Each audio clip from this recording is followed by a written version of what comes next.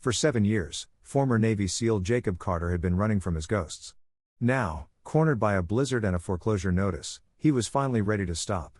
The storm outside was a perfect lullaby of oblivion, but a desperate scratching at the door shattered the quiet. A German shepherd stood on his threshold, not lost in the storm, but sent by it. Around its neck was a ghost from his past, a paracord knot he hadn't seen since the day he buried his best friend. The dog wasn't looking for shelter, it was delivering one last order. The wind howling off Lake Superior wasn't just cold. It was a living thing.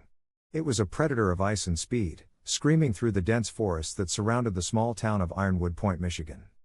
The first Great Lake effect blizzard of the season had arrived without mercy. A sudden and violent judgment meant to bury the world and erase all memory of the sun. The white pines that had stood for 100 years bowed under the weight of the snow, their branches groaning in protest. The sky was not gray or white, but a churning, featureless void that pressed down on the land, suffocating it. Miles from town, tucked away where the forest was slowly reclaiming a patch of forgotten farmland, a single column of smoke fought the wind before being torn to shreds. It rose from a fieldstone chimney on the roof of a small, weathered farmhouse. This house wasn't a home. It was a hideout. Inside, the cold was just as relentless. It was a damp, creeping chill that the weak, flickering fire in the stone hearth couldn't defeat. It clung to the timber walls and pooled in the shadows, a constant reminder of the decay that was claiming both the structure and the man inside it. Jacob Carter, known as Jake to the few people who were left, sat at a small, scarred table in the center of the room. At 38, the man he was supposed to have become had been worn away by a grief so profound it had reshaped his very bones. What was left was a gaunt, hard-edged stranger. His frame was tall and lean, the powerful, coiled muscles of his former life as a Navy SEAL now wasted by neglect and a diet of cheap food and regret. But the strength was still there, dormant and coiled beneath the surface, visible in the line of his shoulders and the size of his hands. His dark brown hair, kept short out of a habit he no longer remembered the reason for, was shot through with gray at the temples. A thick, untrimmed beard hid a jaw that seemed perpetually clenched. His face was a map of hardship, of sun-scorched deserts and frozen peaks, but it was his eyes that told the real story. They were a deep, tired blue, and they held the ghost of a kindness that had long since retreated, leaving behind an ocean of loss. He wore a faded navy thermal shirt, the fabric thin at the elbows, and a pair of worn denim jeans. He hadn't looked in a mirror in days. His gaze was fixed on a single piece of paper on the table. Its crisp white edges and sharp black font were an insult to the room's gloom. It was an official letter, cold and impersonal, from a bank in a city he hadn't visited in years. A notice of foreclosure. He'd read the words a dozen times, but they still felt foreign. A language from a life he was no longer a part of. Notice of default. Failure to remit payment. Immediate eviction. The phrases were cold, sterile blades, severing his last, fragile tether to the civilized world. This rundown farmhouse, his last bastion against the wilderness and the storm in his own mind, was no longer his. It was the final, pathetic failure in a long, unbroken chain of them. He had failed to reintegrate. He had failed to hold a job. He had failed to keep the nightmares at bay. The nightly replays of gunfire, dust, and screaming in a language he understood all too well. And now he had failed even to keep a roof over his head. A bitter, soundless laugh caught in his throat. He thought of Liam. He always thought of Liam Hayes in moments like these, when the silence grew too loud and the walls pressed in too close. In the roar of the wind, he could almost hear his voice, that steady, confident baritone that could cut through the thickest tension on the eve of a mission. "Come on, Jake. You worry too much," Liam would say, a grin spreading across his face, his bright, intelligent eyes glinting with a light that never seemed to dim. "We always figure it out. Always." Liam was the planner, the strategist, the one who always had 3 backup plans for every contingency. Jake was the shield, the enforcer, the one who executed those plans with lethal precision. They were 2 halves of the same warrior, a bond forged in the freezing waters of Bud/S and tempered in the fires of a dozen hellholes around the globe. But Liam wasn't here. Liam had found his way to a dusty, unmarked grave in the mountains of Afghanistan 7 years ago. 7 years, 1 month, and 12 days. Not that Jake was counting. He died on a mission that had gone so wrong, so fast, that Jake's mind still refused to process it sequentially. It only came back in jagged fragments, the crack of a sniper round from an impossible position. The sudden chaos, the shouted orders, Liam's final, sharp cry. And Jake, the shield, the protector, had failed to stop it. He had carried his friend's body home, but he had left his own soul in that sun-blasted valley, right beside his brother in arms. This foreclosure notice wasn't just about a house. It was the final verdict on his life since Liam died. Guilty of failure. Sentenced to oblivion. The fire in the hearth crackled, a brief defiance before it sank back to embers. The wind clawed at the corners of the small house with a desperate, hungry sound. Each gust rattled the single pane of glass in the window, the vibration a low hum that seeped into Jake's bones. He glanced out the filthy window, but there was nothing to see. The world was gone, swallowed by a white vortex. It would be so easy, he thought, his gaze drifting from the letter to the heavy wooden door. So easy to just walk out into that storm, to lie down in the snow and let the cold take him. An end to the failure, an end to the memory, an end to the suffocating weight of a promise he hadn't kept. He'd promised Liam's parents he would live a life worthy of his friend's sacrifice. He'd failed at that, too. He closed his tired blue eyes, the image of Liam's smiling face burning behind them. "We always figure it out," the ghost whispered. But the ghost was wrong. There were no ways left. The road had ended. There was only the storm and the silence that would follow. Miles away, where the woods began to thin near the frozen shores of Lake Superior, the town of Ironwood Point fought the blizzard with warm lights and the promise of community. In a small, well-kept house on the edge of town, a man stood watching the storm through a perfectly clean window.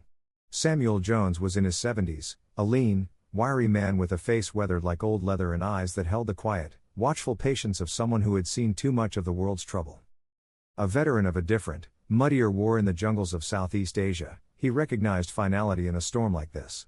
It was the kind of storm that didn't just cover the world, but sealed it off. He looked from the window to a calendar on the wall. Today's date, October 7th, was circled in red ink. A small, grim note was scrawled beside it, "Bank." He turned from the window, his movements slow but deliberate, and pulled a worn, leather-bound journal from a desk drawer. He flipped to the last entry, written years ago in a script that was familiar, confident, and painfully young. The instructions were clear, memorized through years of repetition. But check now. For habit, for honor. If you hear the bank is taking the property, or if a storm comes that might cut him off for good, it's time. Don't wait. He won't ask for help, Sam. He's forgotten how. You have to send him. Samuel sighed, a plume of breath fogging the cool air of the room. He walked to his back door and opened it. Lying on a thick rug, a magnificent dog lifted its head. It was a 10-year-old German shepherd, its thick coat of silver, gray, and black speaking of a noble lineage.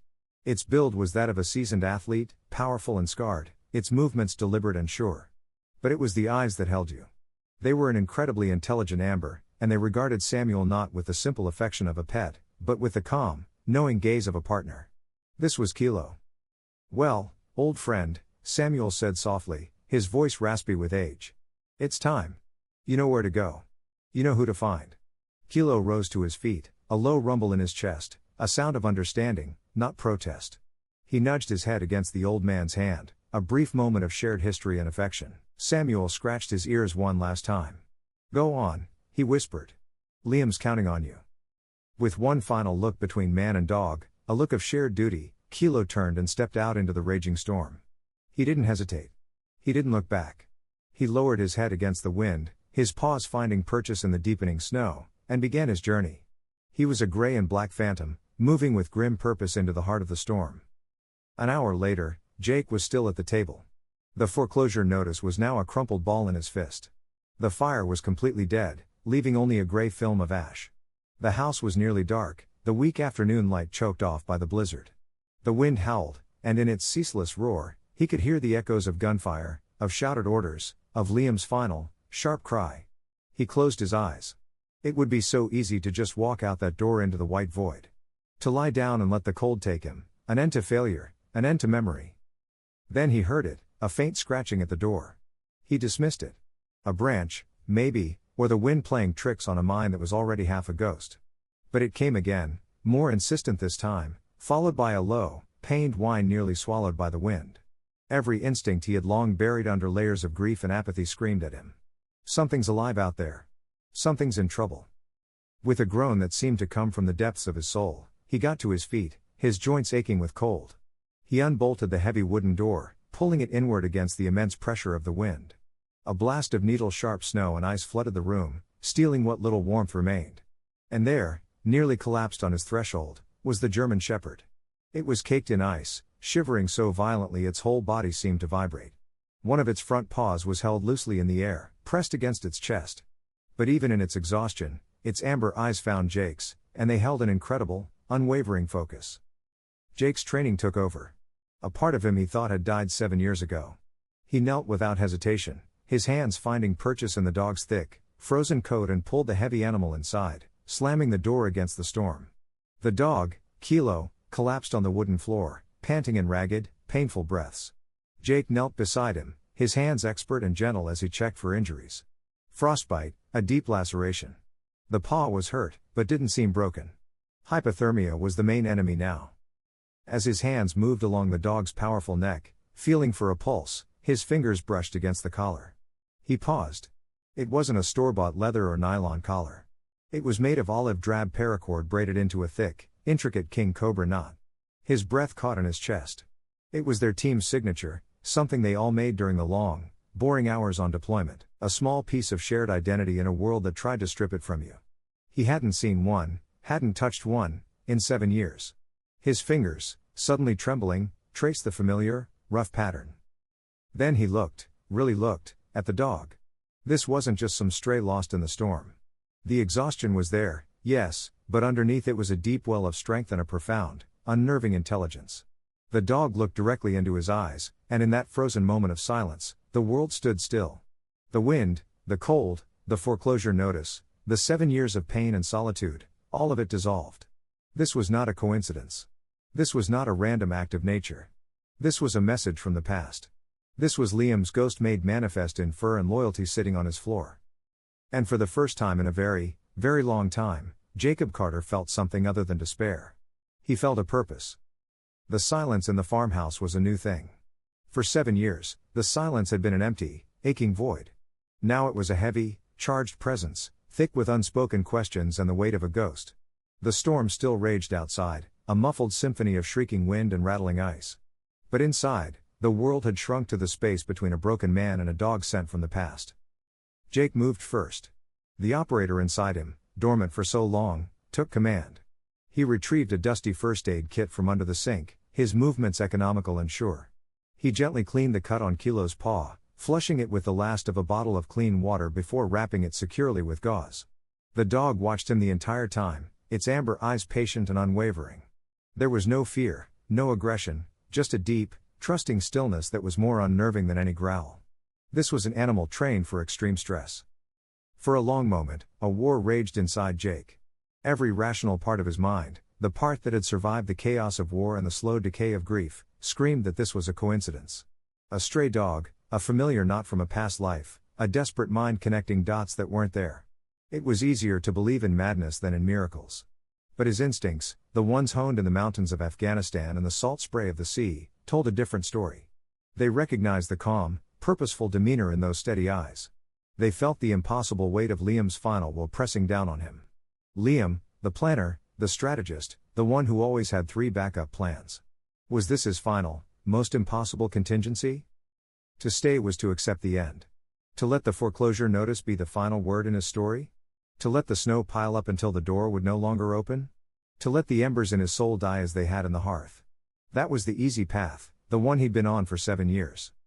To go, to follow this dog, was to step back into a world of missions and objectives, a world of pain and purpose he had fought so hard to forget. It was an act of faith, and faith was a currency he had long since exhausted. As if sensing the turning point, Kilo moved. With a low groan, he pushed himself up on his front legs, then rose to his full, powerful height. He shook his thick coat, sending a spray of melted snow across the wooden floor. The exhaustion was still there, but it was secondary to the mission. He walked steadily to the door, the very door he had collapsed at just minutes before. He didn't scratch or whine. He simply stood before it, looked over his shoulder at Jake, and waited. The summons was clear, wordless, absolute. In that instant, the soldier in Jake awoke. He didn't make a conscious decision. His body moved on its own, a well-oiled machine that had been left to rust, but was not yet seized. He rose, his joints protesting, and moved to the corner where his old gear lay in a forgotten heap. He pulled on a heavy, insulated parka, the fabric frayed and stained, but still functional. He slid his feet into thick, waterproof boots. He found his pack, checking the meager contents inside with an efficiency born of muscle memory. A knife, a fire starter, a small first aid kit, a canteen. It was the ghost of a life he once lived, and it settled on his shoulders like a familiar weight. He grabbed the crumpled foreclosure notice from the table, and without looking back, tossed it into the dead hearth. A final verdict, overturned. Jake opened the door and the storm greeted them with a physical blow. Kilo stepped out into the whiteout without hesitation. Jake pulled his hood tight, leaned into the wind, and followed. The world outside the farmhouse was pure chaos. The snow was a blinding horizontal assault, and the wind bit at any exposed skin with teeth of ice. Visibility was less than 10 feet. For any normal person or any normal animal, travel was impossible, an act of suicide. But Kilo was not a normal animal. He didn't bound through the snow. He moved with a calculated, energy-conserving gait. He led Jake away from the faint trail to the house and plunged into the dense woods, using the massive trunks of pines and firs as a windbreak. Jake, a tracker and survival expert in his own right, immediately recognized the intelligence behind their route. The dog wasn't taking the path of least resistance. He was taking the path of least observation. He stayed in low ground, following the contours of the land in a way that would shield them from view from any higher elevation. He skirted open fields, choosing to push through difficult, dense thickets rather than expose them for even a moment. He led Jake across a frozen creek at its narrowest, most sheltered point. Every turn, every choice, screamed of tactical planning. This was a military infiltration route, not a deer trail. As they moved, the hours blending into a featureless white, something inside Jake began to shift. The thick, suffocating fog of his depression, the constant dull ache of his grief, began to recede. It was replaced by a cold, sharp focus. His senses, long dormant, came alive. He noted the direction of the wind, the depth of the snow, the stability of the ground beneath his feet. His body, which had felt like a leaden weight for years, now responded with a grim, familiar efficiency. He was no longer a man waiting to die. He was an operator on a mission. He didn't know the objective, but he trusted his guide. Finally, after what seemed like an eternity, Kilo slowed. They had reached the base of an immense granite outcropping, a sheer wall of rock that rose up into the swirling snow and out of sight. It was a dead end, a place where the forest simply stopped. A small rock overhang at its base offered a sliver of respite from the relentless wind, and Kilo led Jake into it. Jake leaned against the cold rock, his breath pluming in the air, his muscles screaming in protest.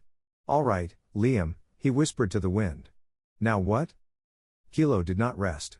He moved along the base of the rock face, sniffing intently. He stopped at a section that looked identical to the rest, a flat, featureless face of stone. He nosed at a specific spot near the ground, then looked back at Jake. He whined once, a sharp, deliberate sound. Then, he lifted his bandaged right paw and pressed firmly against a particular rock. The rock was no different from the others, but under the pressure of Kilo's paw, it depressed slightly with a soft click. For a moment, nothing happened. Then a low hum vibrated through the soles of Jake's boots, a deep, mechanical thrum that felt alien in the heart of the wilderness. A perfect, thin seam of light appeared on the rock face, tracing the outline of a large rectangle. With a near-silent hiss of hydraulics, the massive section of granite began to retract inward, revealing not a cave, but a thick, reinforced steel door worthy of a bank vault. The door swung open, spilling a clean, warm, yellow light out into the raging storm. It revealed a modern, sterile hallway, a stark contrast to the wild, chaotic nature outside. Jake stared, his mind refusing to process what his eyes were seeing. The storm raged behind him, a world of chaos and death. Before him was a door into an impossible secret, and standing on the threshold, looking back as if to say, "Well, are you coming?" was the dog. Liam's dog. Jake stepped across the threshold and the world changed. One moment he was in the heart of a raging blizzard, the wind a physical assault, the air thick with frozen chaos. The next he was in profound silence. The heavy steel door slid shut behind them with a soft, definitive hiss, the sound of a tomb being sealed. The roar of the storm was instantly cut off, replaced by the steady, low hum of machinery and circulating air. The air was different, too. Cool, dry, and carrying the faint scent of ozone and filtered electronics, a smell so clean it felt alien after 7 years of breathing the raw, wild air of the North Woods. He stood blinking in the warm, steady light of the hallway, his mind struggling to bridge the gap between the raging, primitive world he had just left and the sterile, futuristic environment he had entered. Kilo, now free of the wind and snow, gave his thick coat one last shake and looked up at Jake. He let out a soft bark and trotted confidently down the corridor, his paws making no sound on the smooth, metallic floor. After a moment of stunned hesitation, Jake followed. The hallway opened into a large, circular room that served as the facility's hub. It was a space built for function, not comfort. A simple, military-style bunk was built into one wall, its gray blanket folded with perfect, sharp corners. A small, efficient kitchenette with stainless steel surfaces occupied another corner. But the room's dominant feature, the altar to which everything else deferred, was the workstation. It was an impressive setup. A semicircle of monitors, keyboards, and what looked like military-grade communications gear, all centered around one large primary screen. A single server rack hummed quietly nearby. Its blinking green and amber lights were the only sign of the immense power contained in this mountain tomb. This was Liam's world, the world of data, strategy, and secrets. Kilo led Jake straight to the ergonomic chair in front of the console and then lay down at its feet, his job as guide apparently complete. He rested his head on his paws, his intelligent amber eyes fixed on Jake, waiting. Taking a deep breath, Jake sat in the chair. It felt strange, unnatural, to be at a desk after 7 years of avoiding anything that resembled a structured life. He reached out a hesitant hand and touched a key. The main screen flickered to life. It didn't show a welcome screen, but a cascade of angry red error messages. Directory not found. Master file table corrupt.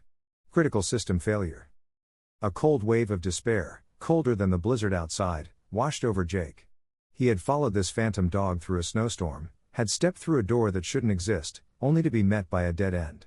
A broken computer, a final cruel joke from a dead man. But then, through the fog of failure, he saw it. A single, blinking white cursor in the top left corner of the black screen, a command prompt. It was a back door, an entrance for someone who knew what they were doing. Some of his SEAL training years ago had included signals intelligence and basic field data recovery. It had been a lifetime ago, but the knowledge was still there, buried deep. With a grim determination he hadn't felt in years, Jake's fingers found the keyboard. The work was slow, painstaking. He wasn't just recovering files. He was performing digital archaeology. He bypassed the corrupted operating system, accessing the raw data on the drives. He found fragments, pieces of a puzzle scattered and broken by what was likely a failsafe program designed to wipe the system. A scorched earth protocol. Liam, it seemed, had planned for every eventuality except complete success. The first file he managed to restore was a short, grainy, silent video clip. It showed a group of men in sterile, unmarked uniforms meeting with what Jake instantly recognized as high-level insurgents. They were exchanging a briefcase. The location, a sun-blasted valley of rock and sand, was unmistakably the same region in Afghanistan where his unit had been operating. Next, he pieced together a heavily distorted audio log. Liam's voice, filtered through layers of static, was tense. The discrepancy in the intel is too consistent. Valhalla Strategic is feeding us bad data. I'm sure of it. The timing of their private convoys, it matches up with spikes in enemy activity. It's not a coincidence. I have to dig deeper. Valhalla Strategic Solutions. The private military contractor that had handled logistics and intelligence support for his unit. They were supposed to be on their side. Jake's blood ran cold. He kept working, his fingers flying across the keyboard, his mind racing. He decrypted a text file. It was a ledger, a list of offshore bank transfers between shell corporations, all tied back to Valhalla Strategic. The numbers were staggering. He wasn't just recovering data anymore. He was uncovering a betrayal on an unimaginable scale. Liam, working as an analyst between combat deployments, had stumbled onto the ultimate treason. A trusted American contractor was actively collaborating with the enemy, selling intelligence to prolong the war, all for profit. They were letting soldiers get killed to boost their bottom line. Finally, after hours of relentless work, he found it. A final file, larger than the rest, buried in a protected sector of the drive. It was a video file labeled simply for Jake. He ran the recovery sequence, his heart hammering, a frantic drum against his ribs. The screen flickered, and then an image resolved.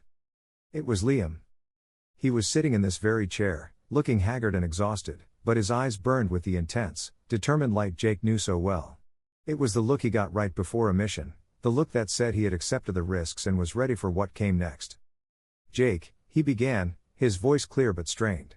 If you're seeing this, then I was right. And I'm sorry. I'm so sorry I had to pull you into this. He leaned forward, his voice dropping to almost a whisper. It's Valhalla. They're dirty. They've been playing both sides for years, getting rich off our blood. I found the proof, Jake. The transactions, the comms, it's all in here somewhere on these drives. I hid it as best I could. He sighed, running a hand through his hair. They know I'm close. This next deployment, the one we're shipping out for tomorrow. It's a setup. I know it is. They're going to hit us, and they're going to make it look like the enemy.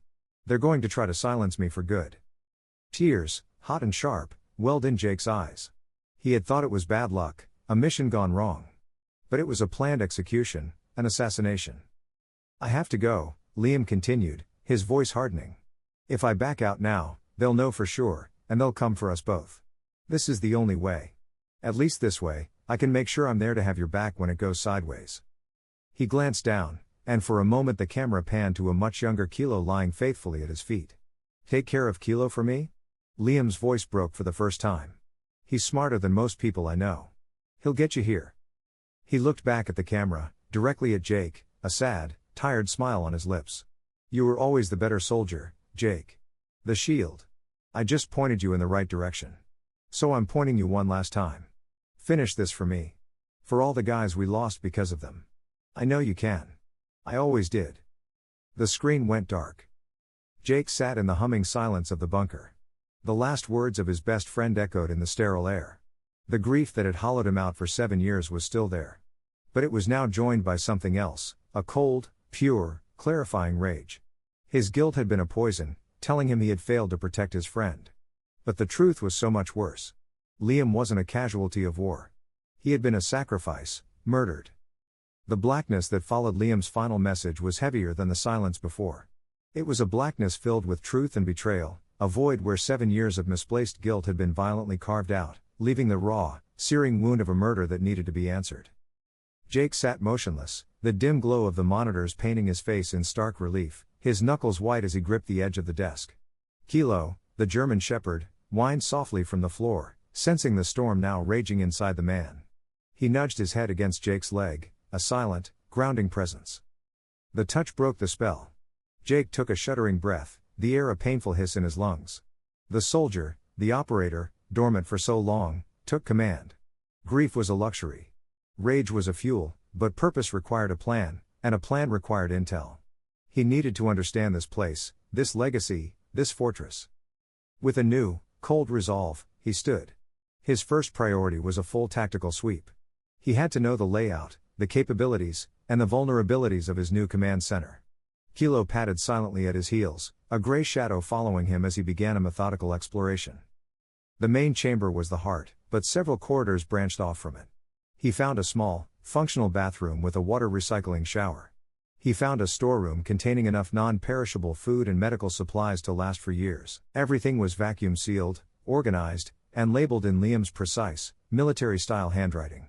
Every detail spoke of meticulous, long-term planning. He returned to the main control room, to the computer. Buried in an uncorrupted sector of the server was a folder labeled simply Facility. It was locked, but the password hint was a single question. A question that made Jake's throat tighten. Where we first met. A grim smile touched his lips for the first time in what felt like a lifetime.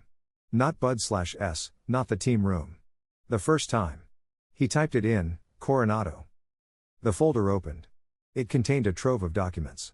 The first he opened were scanned copies of old, yellowed blueprints. The letterhead was official, bearing the seal of the U.S. Army Corps of Engineers, dated 1961.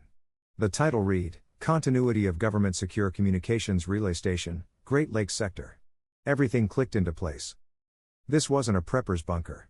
This was a decommissioned Cold War relic, a hardened node in the NORAD network designed to ensure the government could still function after a nuclear exchange. It was built to be invisible, impregnable, and completely self-sufficient. Deeper in the folder, he found more recent documents, a bill of sale from the General Services Administration dated 10 years prior, transferring ownership of the abandoned Geological Survey outpost to a shell corporation Jake had never heard of. And behind the corporation, a single purchasing agent, Liam P. Hayes. A new wave of awe washed over Jake. Liam hadn't just built a hideout. He had acquired a piece of forgotten military infrastructure, a ghost of the past, and painstakingly brought it back to life. He had spent years turning this forgotten tomb into a shield. But as he cross-referenced the new digital layouts Liam had created with the original Cold War blueprints, Jake noticed a discrepancy. In the main chamber, behind the wall where the kitchenette was, the original plans showed solid bedrock. Liam's plans showed a void, a hidden room. He walked back into the main room, Kilo watching him with those intelligent, knowing eyes. He ran his hands along the smooth metal wall panels behind the small counter. They were seamless, cold to the touch. But in the corner, almost perfectly hidden in shadow, he found a tiny, almost invisible indentation. He pressed it. There was a soft click, and a section of the wall slid away with the same silent hydraulic hiss as the main entrance, revealing a narrow, dark chamber behind it. As the automatic lights flickered on, Jake's breath caught in his throat. This was the armory. It wasn't a collection of guns. It was a statement of intent. Mounted on the far wall, held in a place of honor, was a Daniel Defense DDM-4 rifle. Its barrel was fitted with a sleek black suppressor. It was a soldier's weapon, perfectly configured, a Trijicana cog sight resting on the top rail. It was an extension of a warrior's will, and it felt as familiar in Jake's hands as his own heartbeat. Below it, set in custom-cut foam, was a Sig Sauer P226, their team's standard-issue sidearm, a dozen fully loaded magazines for both weapons, and a combat knife. On the shelves beside them were 2 sets of lightweight body armor, a full trauma kit, advanced night vision goggles, and a pair of encrypted satellite radios. This was not just an armory. It was a message. Liam hadn't just left him weapons. He had left him their weapons, the tools of their shared trade, prepared with the care of an expert and the understanding of a brother. He had anticipated this moment, this passing of the torch. He knew that if the truth was to be brought to light, it would have to be defended with force. Jake reached out and took the rifle from its mount. The weight was perfect, the balance a long-lost friend. He checked the action, the movement smooth and clean. The cold steel felt more real, more honest, than anything he had touched in 7 years. The broken man who had followed a dog into a storm was gone. The veteran who had received a foreclosure notice had been burned to ash in the hearth. In his place stood a soldier, armed with a righteous fury and a mission delivered from the grave. He racked the charging handle. The sound, a sharp, metallic clack, echoed in the silent fortress. It was the sound of a promise being kept. He looked down at Kilo, who had risen and was standing beside him, a silent sentinel. The fortress was secure. The legacy was understood. The war had just begun. Days passed in the quiet, humming solitude of the fortress. Outside, the blizzard had exhausted its fury, giving way to a silent, white world under a cold, brilliant blue sun. Inside, a transformation was taking place. The gaunt, haunted recluse was being systematically erased, replaced by the soldier he had once been. Jake had used the Spartan bathroom to shave away the thick beard, revealing the hard, determined line of his jaw beneath. He had cut his hair, his movements no longer slowed by despair, but sharp and efficient. The farmhouse had been a tomb. This bunker was a forge, burning away the weakness of the last 7 years, and reforging the man within. He spent every waking moment at the computer terminal, absorbing the massive trove of data Liam had collected. He learned the corporate structures, the names, the timelines. He had a clear picture of the conspiracy, but it was a picture painted in circumstantial evidence, financial records, redacted mission logs, and Liam's own speculative audio notes. He had the smoke, but he didn't have the gun. The gun, he knew, was locked away in a single, massive encrypted file container on the main server. It was named with Liam's typical dramatic flair, Ragnarok. For 2 days, Jake had thrown every decryption tool he knew at it, but the file remained sealed, an impenetrable digital vault. It was protected by a level of military-grade, quantum-resistant encryption he had never encountered before. Frustrated, he began to search for a key, a clue, anything Liam might have left.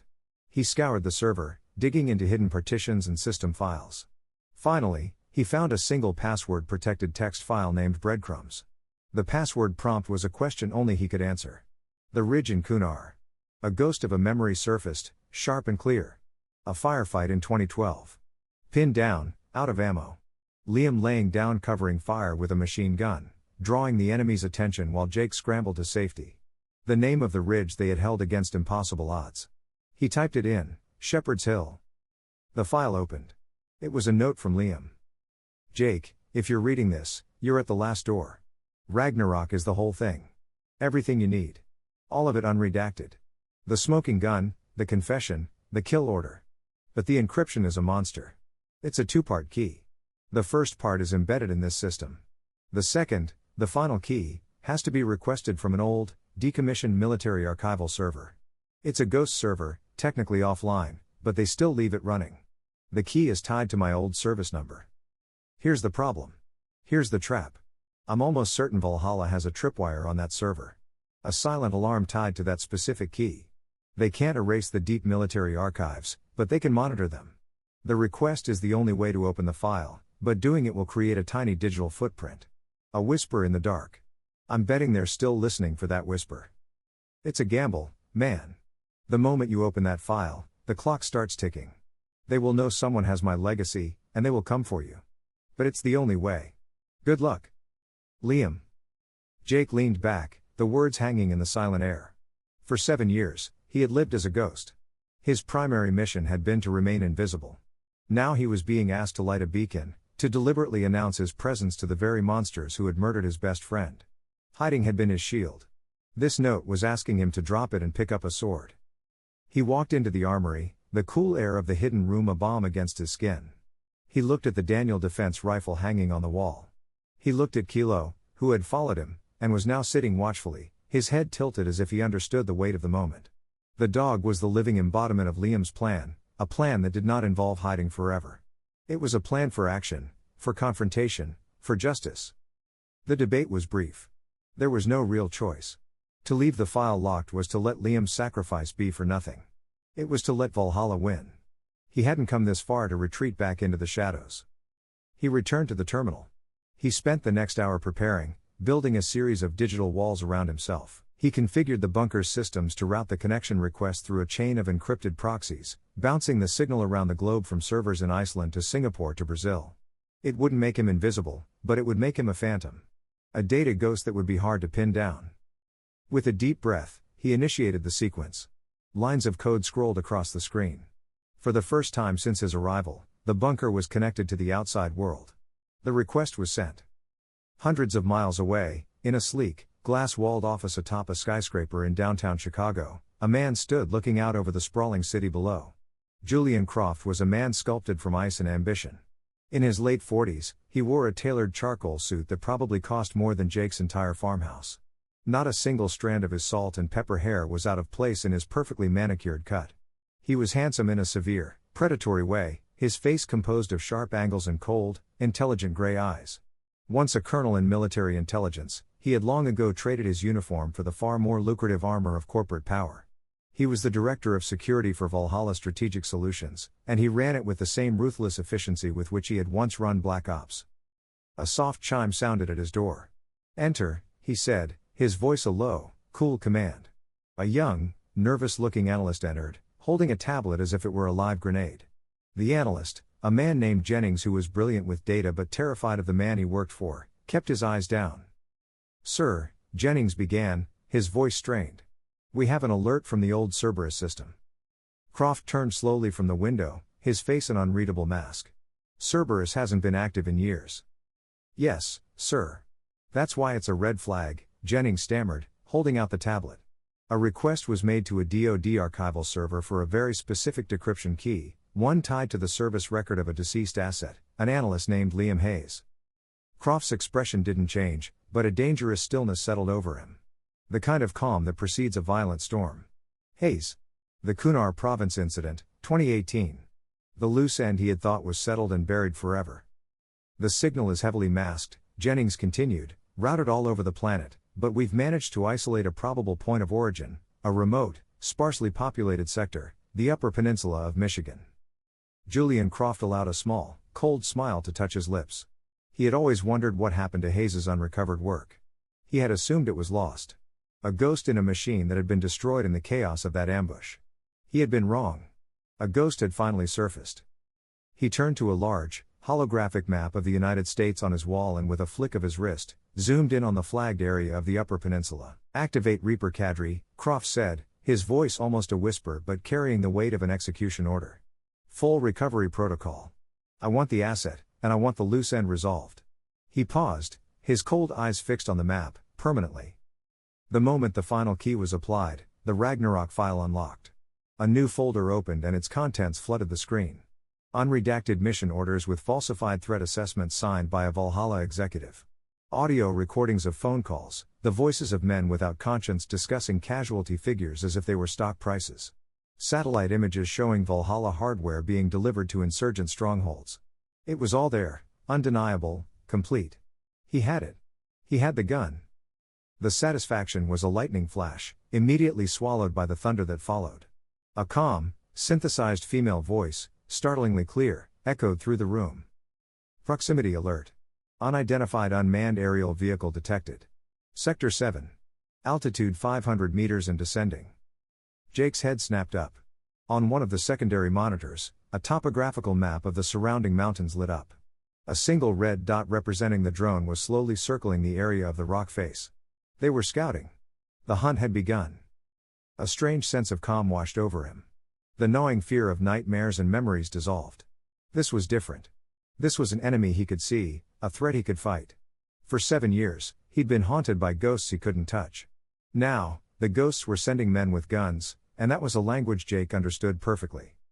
He moved to the main console, intent on activating the bunker's defensive systems. He scanned the interface, searching for the right commands. He found schematics, power grids, and life support systems, but nothing labeled defense or tactical. Liam, the master of secrets, had buried it deeper. As if sensing his frustration, Kilo rose from his spot on the floor. The old dog walked with quiet purpose to a seemingly blank section of wall next to the main server rack. He nudged a specific, almost invisible panel with his nose. With a soft chime, the main screen in front of Jake flickered. The folder of files was replaced by a stunning three-dimensional map of the mountainside. The red dot of the drone was clearly visible, but now there were also dozens of green icons scattered across the terrain. Jake stared in awe. He was looking at the fortress's nervous system. He saw icons for peripheral motion sensors, seismic detectors, and most importantly, a powerful, wide-area signal jammer. He found the command to activate it, and a moment later, the drone's red dot on the map began to flash before turning gray. Signal lost, the monitor read. He had blinded their eye in the sky. But Kilo wasn't done. The dog walked to a specific tile on the floor, one that looked identical to all the others. He tapped it twice with his paw. A section of the floor slid away, revealing a recessed compartment. Inside was a small panel with a series of switches and remote triggers. A diagram on the inside of the lid showed they were connected to a series of non-lethal traps Liam had engineered into the surrounding landscape, concussive charges for disorientation, hidden nets, and high-intensity strobe emitters. The dog then trotted down the main utility corridor, stopping where Jake had assumed there was a dead end. He nudged a large, insulated water pipe with his head. With a hiss of hydraulics, the entire section of wall retracted, revealing a narrow, dark passageway sloping downward. It was an escape tunnel, a way out. Jake followed the dog back to the main chamber, his mind reeling with the sheer genius of his friend's preparations. Liam hadn't just built a fortress. He had created a fully interactive weapon. And he had made his truest, most loyal companion the living key. A new alert chimed through the room, snapping Jake from his thoughts. Multiple ground signatures detected, 5 kilometers and approaching. He moved to the 3D map, Kilo at his side. A number of red icons were now moving steadily toward their position, a wolfpack closing in. Jake watched their methodical advance, a cold knot of respect tightening in his gut. These were not second-rate thugs. They were Tier 1 operators, the kind of men he used to fight alongside. Valhalla had sent its best. He watched as they began to deploy equipment, ground-penetrating radar, seismic sensors. Their high-tech search had failed from the air. So now they were preparing to tear the mountain apart, piece by piece, to find what was hidden inside. To wait was to die. A fortress was useless without a soldier willing to fight outside its walls. The decision was born not of panic, but of cold, hard tactical reality. He had to take the fight to them. He moved with a fluid, renewed purpose. He slipped the insulated parka on over his body armor and slung the Daniel defense rifle over his shoulder. He turned to Kilo, who was watching his preparations with an unwavering gaze. "I'll be back," he said, his voice low and steady. "You stand watch. Protect this place, old friend. You got our six." It was a command, not a request. Kilo responded with a determined stillness, his eyes locked on the monitors. He understood his mission. He was the keeper of the fortress. Jake gave him one last pat and then disappeared into the narrow passage that led deep into the dark mountain. The air in the tunnel was freezing and smelled of damp rock and ancient earth. The passage sloped downward for 100 yards before opening onto a small, slick rock ledge. Below him was an underground stream, its water black and glossy as obsidian, flowing silently through a natural cavern. This was the hole in their technological net. Holding his rifle high, Jake took a deep breath and stepped off the ledge. The shock of the icy water was a physical blow. It stole his breath and sent 1,000 cold needles into his skin. He pushed off the bottom, submerging himself completely in the crushing, silent darkness. He swam with the current, eyes open but seeing nothing, navigating by feel and memory of the schematics. Just as his lungs began to burn, his outstretched hand hit a rock wall. He pulled himself up, his head breaking the surface with a great, gasping breath.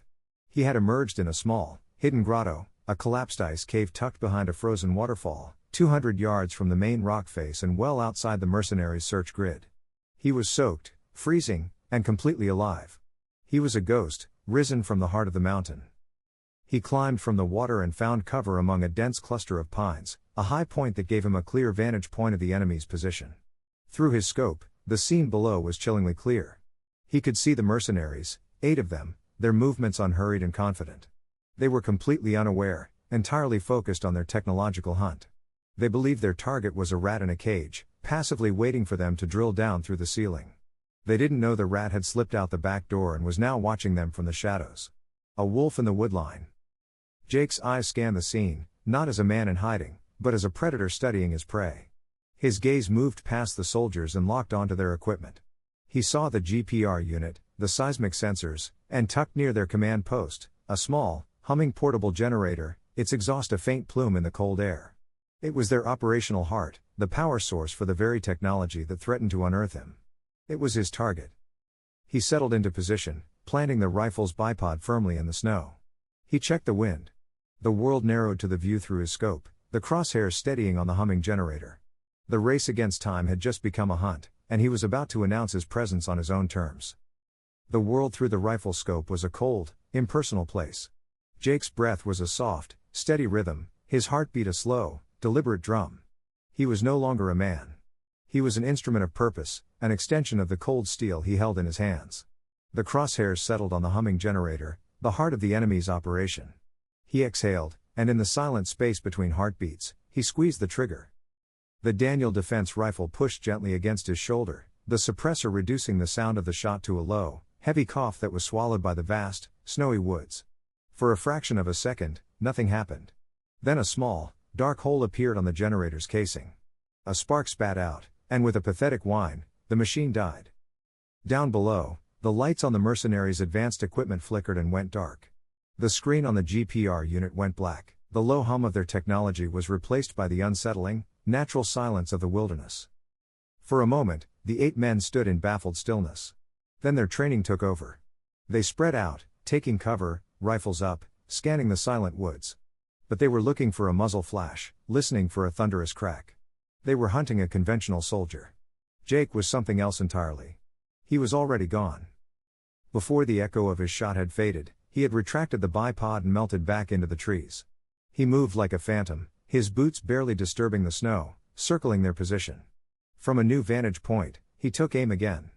This time his target was the delicate sensor array of the GPR unit itself. Another suppressed shot, another precise impact. The high-tech lens shattered. Their eyes were now permanently blind. Chaos began to ripple through their ranks. Their leader, a broad-shouldered man the scope identified as the commander, began shouting orders, but with their comms jammed and their equipment dead, his voice was swallowed by the trees. The man, whose name Jake would later learn was Kane, was a professional, but he was a professional accustomed to overwhelming technological superiority. He was a wolf who had just had his teeth and claws pulled. Jake began to use harassing fire, not to kill, but to hurt. He sent rounds into the thick branches above their heads, raining down splinters of bark and snow. He put a round into a snowbank to their left, then another into a tree trunk to their right. The suppressed shots were ghosts, the sounds coming from everywhere and nowhere. The mercenaries, unable to pinpoint a single origin point, were pinned down, their confidence eroding with each invisible shot. Having sowed chaos, Jake created an illusion of order. He deliberately fired a few shots from a single position, then made a show of retreating toward a narrow, rocky ravine, making his tracks obvious. His retreat looked like the desperate flight of a man on the run. Kane saw it, arrogant and angry at being made to look like an amateur. He took it as an opportunity to finally corner his prey. "He's running," he yelled to his nearest men. "Alpha team, with me, the rest of you hold this perimeter." He took the bait. Kane and 2 of his best operators chased the ghost, running straight into the jaws of the trap. The ravine was a natural choke point. Jake was waiting, perched on a narrow, hidden ledge. As Kane and his 2 men entered the ravine, Jake raised his rifle one last time. His target was not a man, but the weapon in Kane's hands. Another soft cough from the suppressor. The round crossed the ravine in a blink and struck Kane's rifle with a violent, metallic crack. The weapon was torn from his hands, its receiver shattered and useless. Before his two men could react, Jake revealed himself, stepping to the edge of the ledge. "That's far enough," he called down, his voice a low, gravelly command. Kane looked up, his face a mask of pure shock and fury. Before he could speak, a deep, menacing growl echoed through the ravine. From a dark crevice near the ravine floor, the exit of another of the bunker's secret tunnels, a gray and black blur erupted. Kilo moved with the speed and precision of a guided missile. He didn't go for the two soldiers. His target was the leader. He launched himself through the air, hitting Kane square in the chest with the force of a sledgehammer. The two of them went down in a heap. Kane, stunned, reached for a combat knife, but Kilo was faster. The dog's powerful jaws clamped down on Kane's right forearm. There was no savage tearing, just a controlled, immobilizing pressure that made the man scream in pain and rage. The knife clattered to the rocks. The other two mercenaries stood frozen, their rifles half raised, unsure whether to shoot the man on the ledge or the dog that had their commander. It was over. Jake slid down from the ledge, his rifle held at a low ready. The remaining 5 mercenaries, hearing the confrontation and seeing their leader fall, surrendered without another shot. Jake returned to the quiet hum of the fortress. The battle was won, but the war wasn't. He sat at the console and found one last encrypted file in the main directory. A file that had only appeared after Ragnarok was opened. It was named Protocol. The password prompt was simple: "Who's a good boy?" Jake looked down at the loyal dog sitting at his feet and typed the only possible answer: Kilo. The file opened. It was Liam's last letter. It contained the contact information for a woman named Sarah Jenkins, a relentless investigative journalist Liam had trusted. The second part was a code string for a cryptocurrency wallet. A simple note followed: "For your new start, man. Don't argue. You've earned it." Using the bunker's secure satellite array one last time, Jake sent a single anonymous message to Sarah Jenkins. "I have irrefutable proof of Valhalla strategic's treason. The attached data drop contains the full evidence package. Do what you do best." He attached the coordinates for a dead drop location deep in the woods and hit send. He sent a second tip to local law enforcement about the location of the captured mercenaries. Then he severed the connection for good. A week later, the storm broke. It started as a single, explosive article by Sarah Jenkins. Within hours, it was the biggest news story in the world.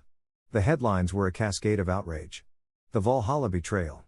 Pentagon rocked by murder for profit scandal. The hero who died to expose it all, the story of Liam Hayes. Jake watched news reports showing federal agents raiding the gleaming Valhalla strategic headquarters in Chicago. He saw Julian Croft being led away in handcuffs. Justice was served. Liam's name was cleared. The mission was over. Following the final instructions in Liam's protocol, Jake went to the utility room. He found the panel for the self-destruct sequence. It wasn't a violent self-destruct, but a systematic shutdown designed to bury the facility forever. He initiated it. "Self-destruct sequence initiated," the calm voice announced. "Total system collapse in 60 minutes. With Kilo at his side, he took one last walk through the facility. He passed the empty bunk, the quiet armory, the dark command center. This place had been his forge. It was Liam's last gift, his shield, and his sword. It had served its purpose. He clipped a simple leather leash to Kilo's paracord collar. Together, they walked down the main corridor one final time. The massive steel door slid open, revealing a world washed clean, a bright sun glittering on fresh snow. They stepped out into the crisp, clean air. Behind them, the door hissed shut a final time. A deep, grinding rumble echoed from within the mountain. The sound of a fortress surrendering its secrets to the stone. A small, controlled rockslide, engineered by Liam, tumbled down the cliff face, burying the entrance as if it had never been there. An old, beat-up pickup truck, one Liam had left for him in a storage unit in town, rumbled down a nameless 2-lane highway, heading east. Jake drove, his hands resting easy on the wheel. In the passenger seat, Kilo sat proudly, his head out the window, ears flapping in the wind. The rage that had fueled Jake was gone. The grief that had been his shadow for 7 years had receded. He felt quiet, empty, but it was a clean, peaceful emptiness, a blank slate. He glanced over at Kilo. The old dog looked back at him, his amber eyes soft and steady. And then, for the first time since before that terrible day in Afghanistan, a real, Unburdened smile touched Daniel Taylor's lips. It was a small, quiet thing, but it was as bright and hopeful as the rising sun. He was free. The road ahead was unknown, but it was theirs to travel together.